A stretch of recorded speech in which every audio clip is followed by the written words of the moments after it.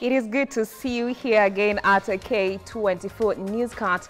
Many thanks for joining us at this hour. My name is Bentura Komboka and our sign language interpreter will be Clement Muli. And now let's take a look at the top stories.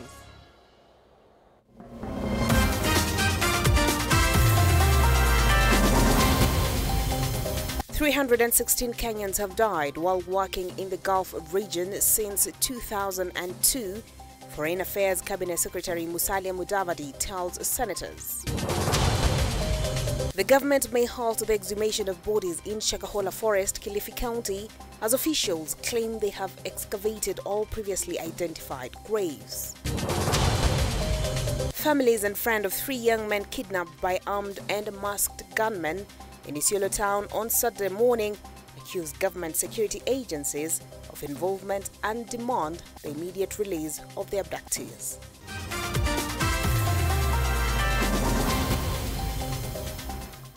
Welcome to the program. And the Cabinet Secretary for Foreign Affairs, Musalia Mudavadi, has reported that at least 316 Kenyans have died while working in the Gulf region since 2002. He also noted that many Kenyans have not registered with the country's mission abroad, despite ongoing awareness campaign, leading to issues with obtaining precise data. Kenyans have lost their lives working in the Gulf states from 2002 to date. The records we have show that the total number of Kenyans who have lost their lives in the Gulf region is 316. The breakdown is as follows: Saudi Arabia, 166, Qatar, 58, United Arab Emirates, 51, Iraq, 25, Bahrain, 10, Kuwait, 6, Oman, 0, Iran, 0.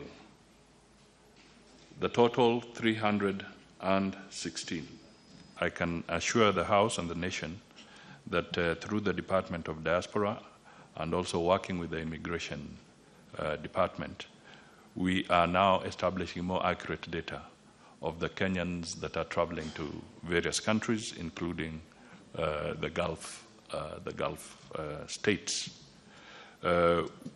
Also on the websites of the State Department for Diaspora, we are able to indicate the licensed recruitment agencies, because in the past we have had cases where the Senator is right that unscrupulous people have taken advantage and landed our Kenyan people in very difficult situations. So we are trying to streamline this. And in between, let me also just notify the Senate that we are also improving on our negotiation on what you'd call the labor or employment agreements with various countries, and we are making them much better, much more refined. And the exhumation operations at Shakahola Forest in Kilifi County may be halted. This comes after officials announced that all previously identified graves have been excavated. Mercy Avoga reports. The chief government pathologist, Johnson Odwar, has revealed that officers will now conduct a thorough inspection of the entire land purportedly owned by the controversial preacher, Paul Mackenzie, to ensure no graves are overlooked. It's difficult to predict, but it was our hope that we are not going to exhume more bodies again, because we try our best to exhume all the bodies, with all the graves that we suspected had bodies. We covered all of them. So what actually will happen now, there will be a last survey which will be undertaken by the DCI. They have their way which they are going to undertake survey in the whole of the forest, so that now when we wrap up, we are sure that we are not leaving any human remain in the place. Speaking at Kilifi County Hospital morgue in Malindi, Odwar revealed that they have performed autopsies on 453 bodies since the exhumation and post-mortem operations began. Despite efforts to identify the bodies through DNA testing, Odwar highlighted a major challenge. Many relatives of the missing have not come forward to provide DNA samples, impeding the identification process. DNA is usually very, very complex. It's not like a test of malaria or typhoid, where you just go to the lab and they get a result within a day. It's a very complex thing. And as I was talking to the analyst, because of the level of deterioration of the samples, decomposition, all that, they had to take to even run some samples several times to be able to come up with a profile. So I think they just need to be patient as we continue with the process. And also, the persons who have reason to believe that they had people who died at the site, they should just come forward to any chemist nearby so that now their sample can be taken for the purpose of cross-referencing. Odwar further stated that 6 autopsies have been conducted. However, the cause of death could not be determined as the remains, which were mostly children, were severely decomposed, leaving only bones. Among the bodies we did today, most of them had turned to skeletons. I think because of the duration of time which has taken from the time they were buried to the time we exhumed. So they were skeletonized, so when a body is skeletonized, it's very, very difficult to know the cause of death because we don't see things we see is skeletons. So we didn't see any injuries in the bone, which can also help us. Mercy Avoga, K24.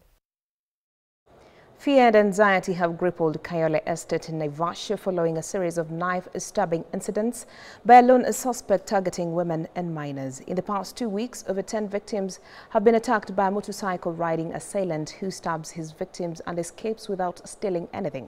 Area MCA Alex Mbugua is urging residents to provide information to the police, while business closure and power blackout have exacerbated the situation. Naivasha OCPD Stephen Kiroi has confirmed that investigations are underway to identify and apprehend the suspect. Hii Kayole tumekuwa na ujambazi ambao ungekuwa ukiendelea hapa hivi, uhalifu wa hali ya juu, ambapo kuna jamaa mmoja ambaye hajakuwa identified still, anadunga wanawake na visu. Kufika wakati huu tuko na visa zaidi ya 10 na kitu, na tuko hapa kama community kukastigate haya maneno, hivi vitendo ambavyo vinafanyika wakati huu hapa Kayole, sababu wengine hata ambao wanadungwa hata ni watoto wa shule. Wanawake saa hii wanaingia kwa nyumba mapema sana. Mimi nilikuwa naenda duka kuendea pampers ya mtoto. Kilikuwa date 27 on Thursday. Mimi kutoka kwa duka nilipatana na jamaa akiwa amesimamisha pikipiki na alikuwa anaongea na simu. Sasa mimi kumpita alirudisha simu na kaanza kunifuata nyuma polepole tu. Kufika mbele yangu alipendusha pikipiki na akakuja akiwa amenidunga hapa kwa macho. Askari wa huku wao watulinda sana na kukuwe na nene na security poa nzuri. Ndio hii kitu ikiendea watu wataisha. Kuna huzuni sana kwa zile vitendo zinafanyika hapa Kayole. Tunaomba serikali ichukue jukumu iweze kutusaidia, kwa maana tunajua hapa kuanzia shida ya Kenya Power wiki mzima hakujakuwa na stima, na vile vile mnajua hapa tuongee na OCPD na OCS atuongezee reinforcement hapa. Patrol ipigwe sawa sawa, sasa watu wakuwe ni covered. Well, and away from that, the families and friends of 3 young men kidnapped in Isiolo town on Saturday morning by armed and masked gunmen accusing government security agencies of their disappearances. The abductees, Isa Osman Guyo, Nura Abdi Diba and Mukhtar Tachi Ali, were taken in 3 vehicles, 2 Toyota black Toyota Prados rather, and a white Subaru, and driven towards Nairobi. The families demand the immediate release of arraignment of their kin. Despite visiting several police stations, the families have been unable to trace the remaining 3. Human rights activists and residents of Isiolo are decrying the abductions as unconstitutional, recalling past instances of extrajudicial killings. 4 hours down the line, we don't know whether even these boys are alive or they are dead. Yeah. So it seems that maybe the dark days is back with us. Moja aliachiliwa just past Kisima. Walimwambia alale chini, wakamwambia asiinue kichwa mpaka waende mbali. That is the first guy walimdrop hapo. The second one walimdrop just before unaona hiyo stretch kabla hawajafika Timau. That is the second guy.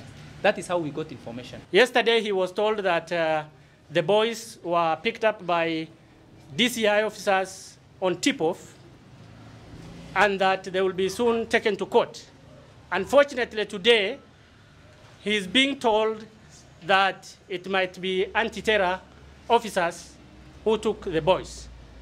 Whichever arm of the police that took the boys, we demand that they immediately be taken to court. Security agencies wanapika watu, vijana, wanatupata sijua watapeleka wapi. Hata hatuziki, hata tuoni mwili yao. Yani you cannot trace them anymore. So tunaomba serikali, na serikali hii ilifanya campaign yao kwa msingi ya kwamba wataenda kukomisha jambo kama hili. Lakini sasa imekuwa hata zaidi.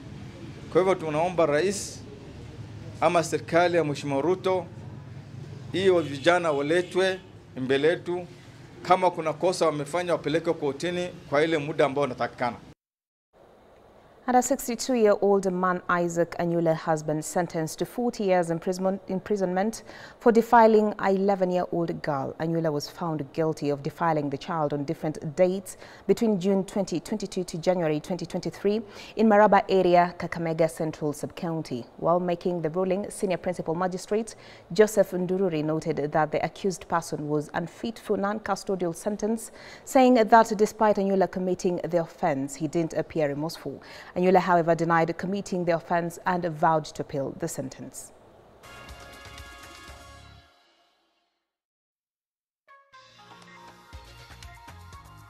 Report which notes that the accused person is unfit for non-custodial sentence. I have also considered that the accused person is said to be a first offender. He did not appear remorseful when he was given an opportunity to mitigate.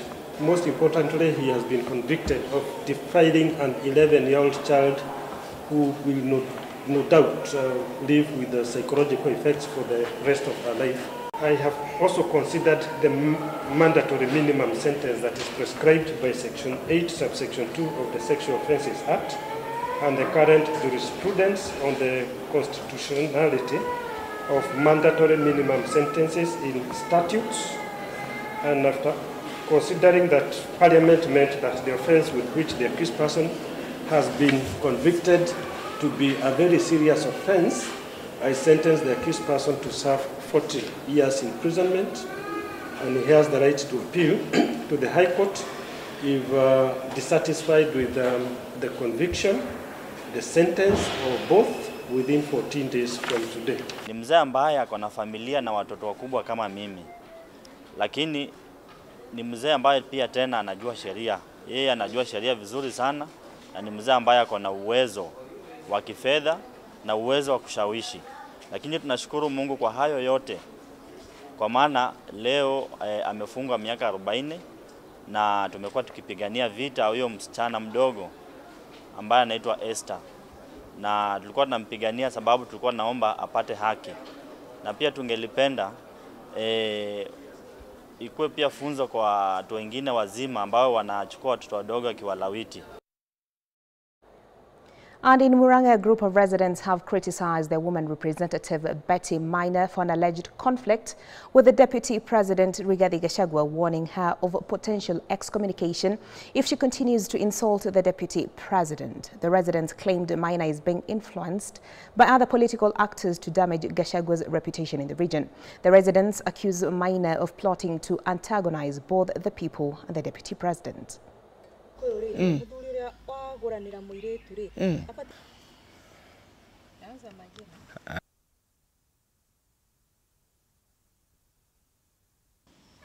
Tunataka kuambia Betty namna hii, wacha kutumiwa kupiga naibu wa rais. Jana umeandika kwa forum, kwa WhatsApp group ya MPs wote wa Kenya na hata president ako ndani. Umeambia Rigathi Gachagua ati yeye ni ana akili punguani. Umesema ako na psychological problem. Wewe unatukana baba yako, hiyo nguvu unatoa wapi? Hiyo nguvu ya kutukana baba yako unatoa wapi? Wewe uliolewa na Wamobi na ulifanya vizuri. Hata nililetewa mali, nikakula kabisa na Gachagua. Na ninataka kukuambia hivi, unaongea habari ya pombe. Sisi tuko nyuma ya Rigiji, hatutaki pombe Mauti Kenya, akitaka tuende tukamwage mali atatuita tutaenda. Lakini wewe umeagusha wamama wote wa Murang'a. Tulikuchagua na heshima kubwa, tukaacha wamama wengine na sasa unatuaibisha. Sisi tunataka kuambia watu wa taifa la Kenya, Sisi hatujatuma mheshimiwa Bete Maina aende akatusi naibu wa rais Rigathi Gachagua. Sisi tumetokanwa na Bete Maina. Sisi hata tunagojea tamu yake iishe. Huyo mtu tumfukuze Murang'a aende, sisi tulishampeana Mathira. Hiyo shida iende Mathira, wakae na shida yao huko.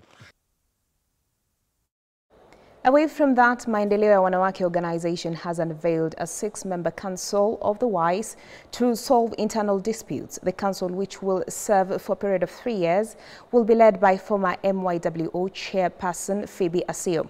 The council of the WISE was integrated in the MYWO constitution after being passed by members of the executive committee. MYWO has also called on all interested candidates for various positions in the upcoming national elections to declare their interest in the ongoing registration exercise.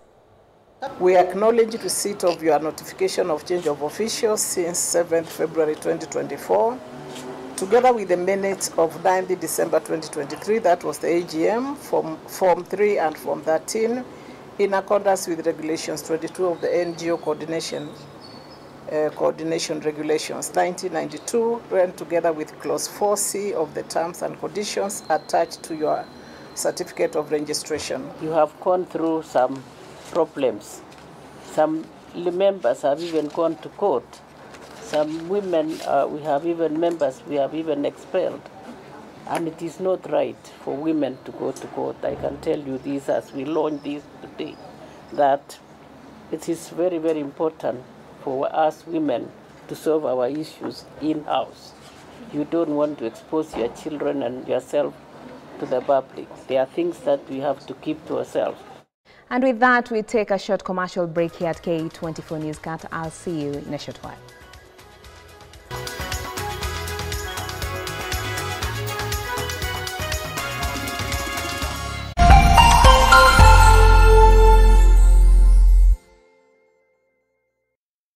Are you a church and seeking to reach an even bigger congregation?